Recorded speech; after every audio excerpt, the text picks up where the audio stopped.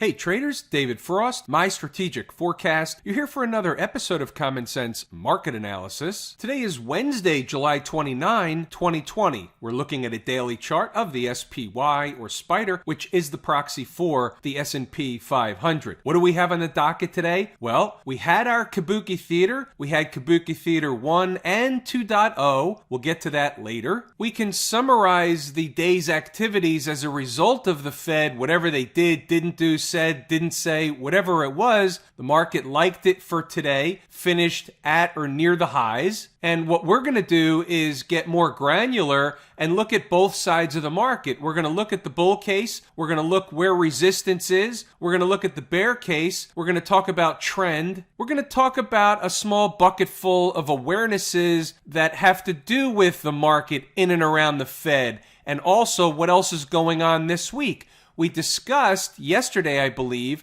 that there's more stuff going on this week. What we have is Congress has to make a decision on an extension of the stimulus package as a result of the whole shutdown across the country. Frankly, I don't know where that's at or where that is. However, what normally, and we'll just talk about garden variety using the 80-20 rule, what generally tends to happen is there's no deal. The market suffers a little bit because everybody gets panicked. That usually lasts for a day and a half or so. And then all of a sudden, at the 11th hour, sometime in the middle of the night, they cut a deal, you wake up, and the market's gapping up. That happens more often than not. That's the typical schematic of these type of situations. The reality is, Congress is a bunch of empty suits. Their objective is not to make a decision, and in the end, they're always going to take the path of least resistance. We're also going to take a peek at the bond market today. Maybe, just maybe, we'll throw in a little bit of discussion around a conspiracy theory. Let's first refocus in the SPY. The trend is your friend until it's not. So we have that under our belt. The trend is up, at least on the daily chart. Trend is up on the weekly chart. The trend is up, and that really is, at present, the dominant force. Not may the force be with you type of force, but it's the dominant thing that's essentially keeping the market on the rise. Remember, the market climbs the wall of worry. Good news is bad news is bad news, until it's not.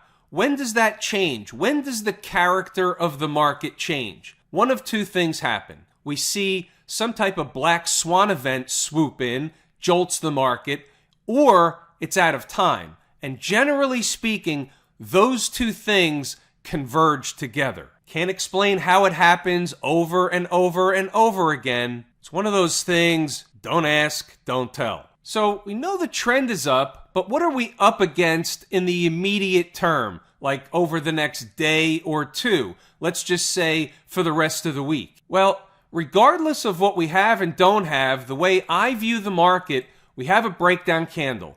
Therefore, we have a breakdown candle high, 327.23. So for rounding purposes, we'll call 327, give or take, somewhere in the neighborhood of that overhead resistance. Now, there was another point of overhead resistance, and that was before that number. We talked about it. It was provided for the last couple of days inside the numbers, and it was 325. Now, when a resistance area is cited, it has a dual purpose, for example.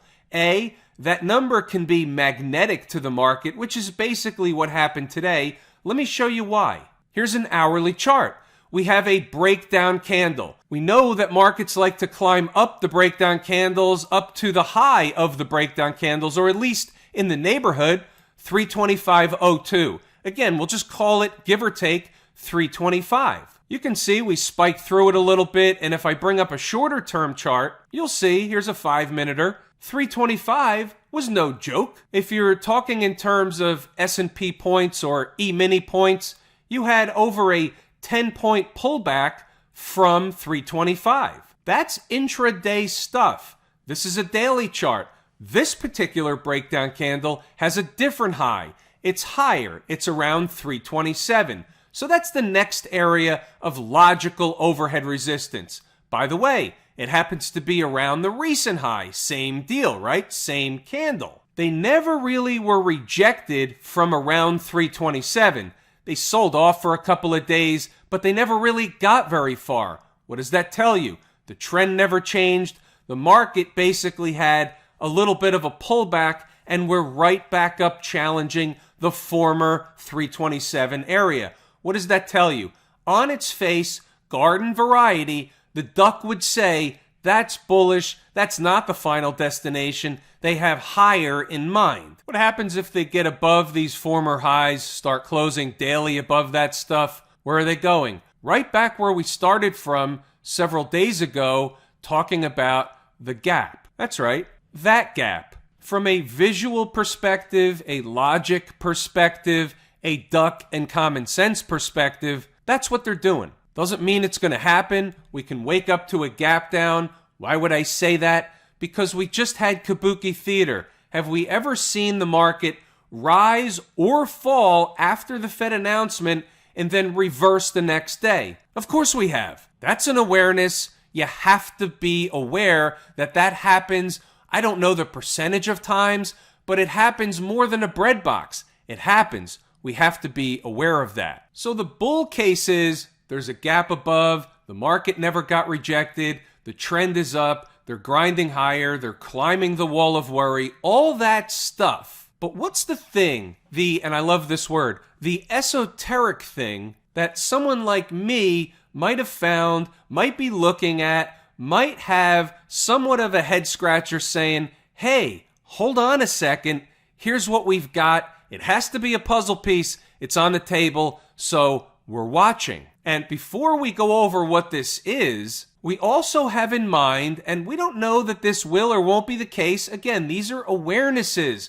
We don't know until we know, but what we're doing is we're learning what to watch out for so that you have this stuff forever. Here's something that I've said many, many times, but it's worth saying again. When it feels really, really wrong, it's generally right. When it feels really, really right, it's generally wrong. Now, it's hard to pinpoint a day or an hour or a candle in that type of concept. However, it's an awareness. Now, here's the thing. I don't talk about this a lot. I don't really teach it. This, to me, is more of the art form of this type of analysis, but there's certainly a science behind it as well. It has to do with cycles. There's a lot of different cycles that are available to the market. The market creates its own cycles. What's a cycle? Well, let's pick a number and let's just use the round number of 100. Let's say 100 is a cycle.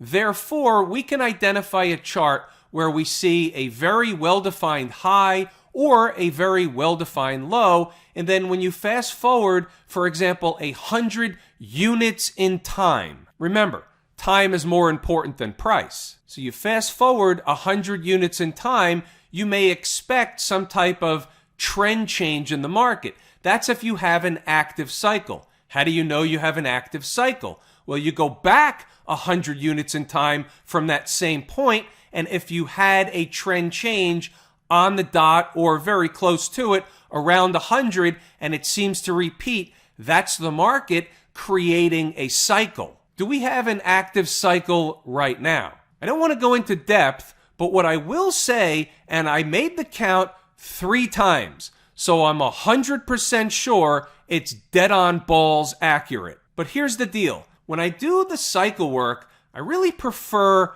time in the form of calendar days, not necessarily trading days. However, that doesn't necessarily mean that trading day cycles don't work. They do work. Do we have a possible cycle right now? And the answer is we might. We have to put this together with other stuff. You need a full stack. What's part of the stack in this case? Well, go back to the course, Lazy E-mini Trader, and we have to see, we have to be able to identify, first on an intraday basis, and then on a daily chart, a sign and or signal of a trend change. These things are taught in the course. We don't have one here. If we do have one, you start to culminate or you start to get that full stack. Right now, we're on day 90 from a very important low, the March low. This is trading day 90, not calendar day 90. There's a difference,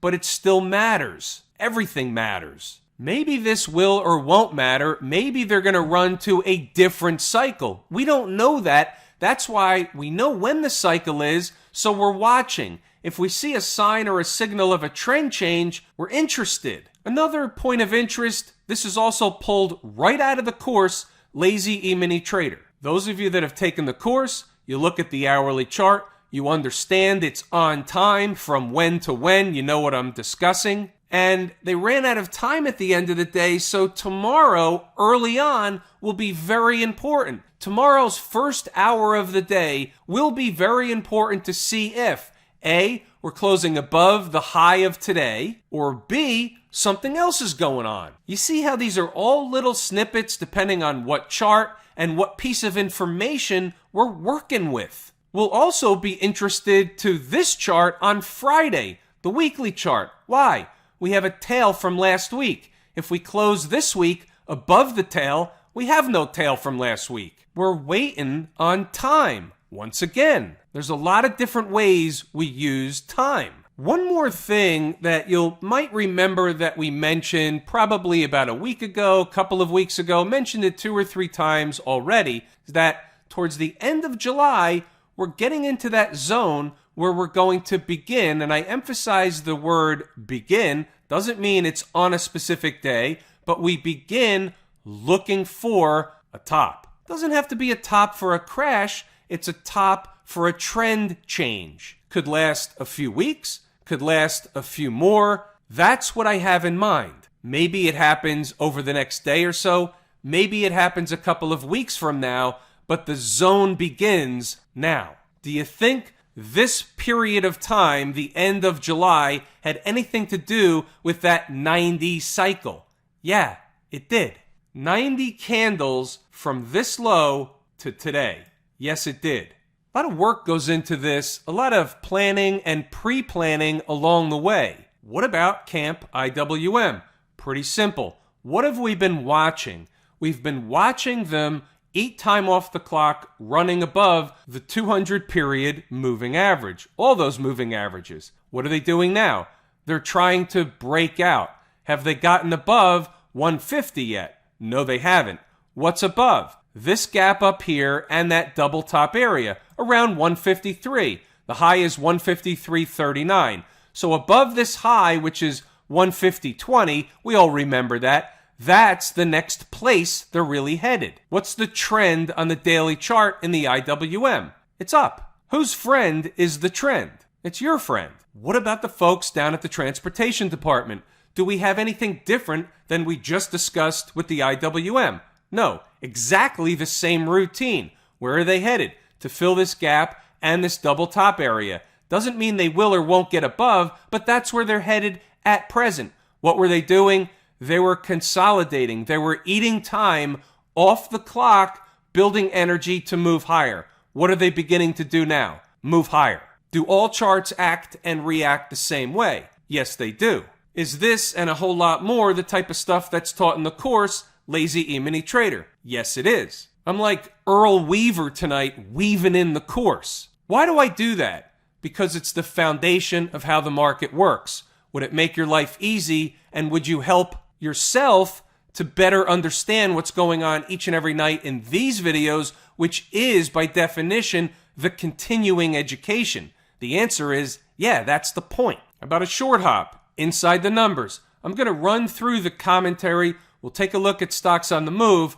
What we had was basically a trend day higher. We knew some numbers. You'll see them on the board. But what we're going to do tonight with the commentary is leave it for the folks that want to pause the video, read the commentary, go back to the chart to see if A, I'm full of bunk, or B, I know what I'm talking about. I'll give you a hint. It's the latter of the two, but don't take my word for it.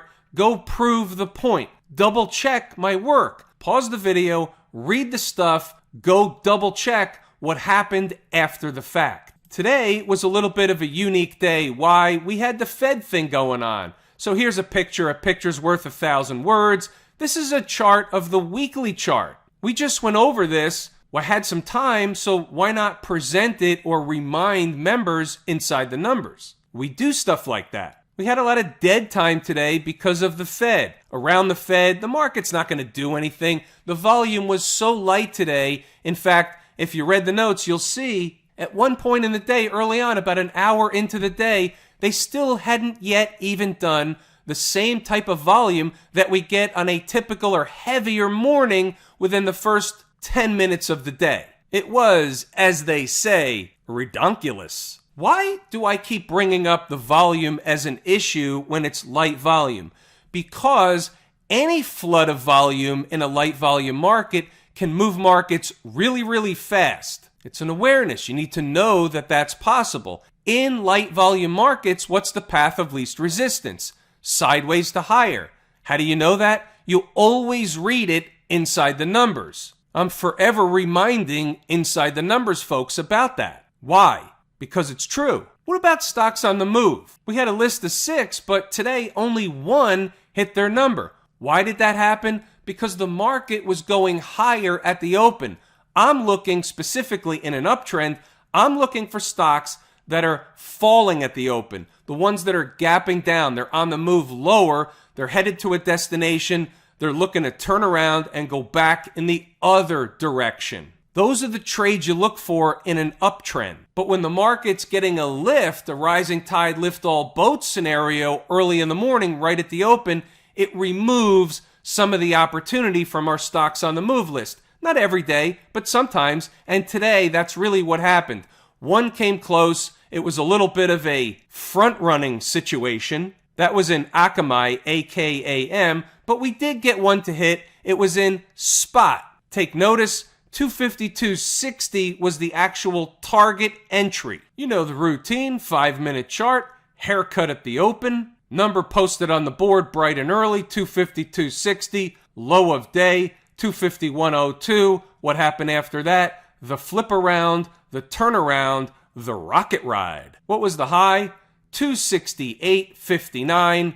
When? Within minutes. You know what comes next? How do you like dem apples? Not to be confused with the bears. How about the Qs, the Silicon Valley people? So this is interesting. So the Qs were up today 1.5%, $4. That's fine. But what's still going on also has to be a puzzle piece. It has to be on the table. You have a breakdown candle. The high is 265 and change. We know about that. What they're doing is they're basically just formulating one of these bearish wedgish things until they close a day above that number. That's what's going on here. They may climb higher up that breakdown candle. That's very possible. Happens all the time. But we're taking it at face value. We're watching. We're looking at it. They're riding the 20-period moving average. Of note, puzzle piece on the table. Could we wake up Thursday morning and find the Qs creeping up toward the high of the breakdown candle? Of course we can.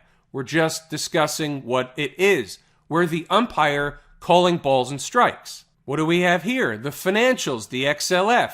First, we know without the financials, the market's not going anywhere very far in either direction. So the financials were up 2% today. Look familiar, look similar to the IWM, similar to the transports. The chart looks different, but over the last, let's say, week and a half or so, they all look very similar. This one's trying to break out to go where? Well, in the immediate future, on the way back up, 25 and change is the first order of business. Keeping in mind the weekly chart. This doesn't mean they're breaking out to new all-time highs on a multi-year run.